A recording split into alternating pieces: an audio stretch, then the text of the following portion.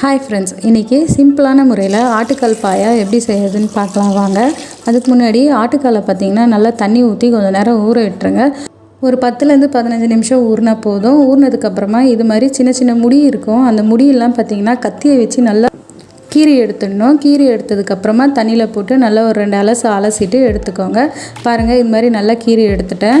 முடிஞ்ச அளவுக்கு எவ்வளோ நம்ம சுத்தமாக செய்ய முடியுமோ அந்தளவுக்கு சுத்தமாக செய்யணும். அப்போ தான் நம்ம வயிற்றுக்கு ஒன்றும் பண்ணாது.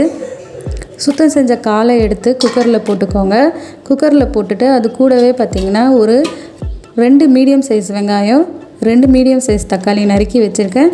இதில் நம்ம எதுவுமே வதக்க போகிறதில்ல, எல்லாமே போட்டு குக்கரில் விசில் போட்டு எடுத்துகிட்டு போகிறோம். அதுக்கப்புறம் பார்த்திங்கன்னா ஒரு நல்ல பெரிய டேபிள் ஸ்பூன் அளவுக்கு இஞ்சி பூண்டு பேஸ்ட்டு, ஒரு பட்டை, 3 லவங்கம், ஒரு ஏலக்காய் இதெல்லாம் போட்டுக்கோங்க. தனி மிளகாத்தூள் ஒரு 2 டீஸ்பூன் போட்டுக்கோங்க. உங்கள் காரத்துக்கு ஏற்ற மாதிரி போட்டுக்கோங்க.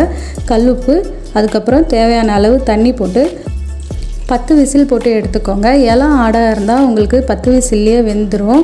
கொஞ்சம் முத்தலாக இருந்ததுன்னா அதுக்கப்புறமா திரும்பி ஒரு 5லேருந்து 10 விசில் விடுற மாதிரி இருக்கும். ஸோ இதுக்கு இடையிலே பார்த்திங்கன்னா மசாலா பொருட்கள் பார்த்திங்கன்னா மிளகு, சீரகம், சோம்பு, காஞ்ச மிளகா, ஒரு 4 முந்திரி இருந்தால் முந்திரி சேர்த்துக்கோங்க. கூட ஒரு அரை மூடி தேங்காய் எல்லாத்தையும் போட்டு நல்லா நைஸாக அரைச்சிக்கோங்க. 10 விசில் வந்துடுச்சு. விசில் வந்ததுக்கப்புறமா வெந்துடுச்சான்னு பார்க்கலாம் வாங்க. ஸோ சூப்பராக கமகமன்னு வாசனையாக வீடே கமகமன்னு இருந்தது. அரைச்சி வச்ச மசாலாவையும் இதில் கலந்துடலாம். கலந்துட்டு தேவையான அளவு தண்ணி போட்டு கொதிக்க விடலாம். இப்போ பார்த்திங்கன்னா இந்த கால் 10 விசில் வச்சோம், இது வேகவே இல்லை. அதனால் திரும்பியும் ஒரு 10 விசில் வைக்கலான்னு இருக்கேன். அது கூடவே 2 தேங்காய் ஓடு போட்டுக்கிறேன். ஹோட்டல்லலாம் பார்த்திங்கன்னா சோடா மாவு போட்டு வேக வைப்பாங்க.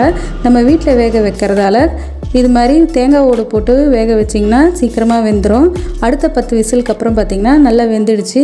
கொத்தமல்லி, கருவேப்பிலை போட்டு இறக்கிக்கலாம். அதுக்கப்புறம் பார்த்திங்கன்னா இது கூட காம்பினேஷன் இடியாப்பத்தோடு சாப்பிட்டா சூப்பராக இருக்கும்னு சொல்லிட்டு இடியாப்பம் செய்ய ஆரம்பிச்சிட்டேன். இன்றைக்கி நான் 2 டம்ளர் மாவு எடுத்திருக்கேன். 2 டம்ளர் மாவுக்கு நீங்கள் 3 டம்ளர் தண்ணி எடுத்துக்கணும்.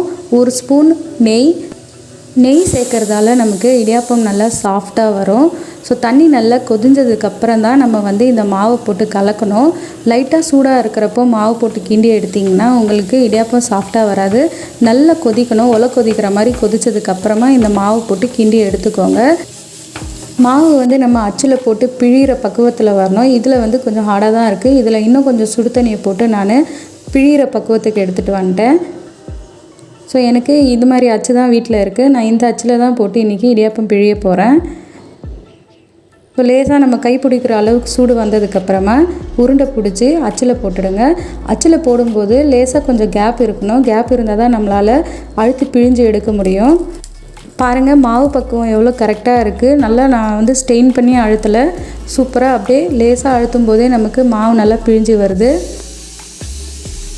ஆல்ரெடி வெந்த மாவுன்றதால 5லேருந்து 7 நிமிஷம் வேக வச்சா போதும். நமக்கு சூப்பரான இடியாப்பம் ரெடி ஆகிடுச்சு.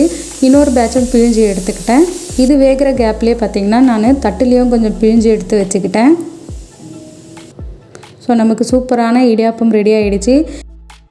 இந்த மாதிரி சின்ன சின்ன டிப்ஸை நம்ம ஃபாலோ பண்ணுறப்போ நமக்கு சாஃப்டான இடியாப்பம் கிடைக்கும். ஸோ இடியாப்பம் அது கூட பார்த்திங்கன்னா சூப்பரான ஆட்டுக்கால் பாயாவும் ரெடி ஆகிடுச்சு. இடியாப்பத்தோடு ஆட்டுக்கால் பாயாவை போட்டு நல்லா பெரட்டி எடுத்து சாப்பிட்டாக்கா டேஸ்ட் செம்ம சூப்பராக இருக்கும்.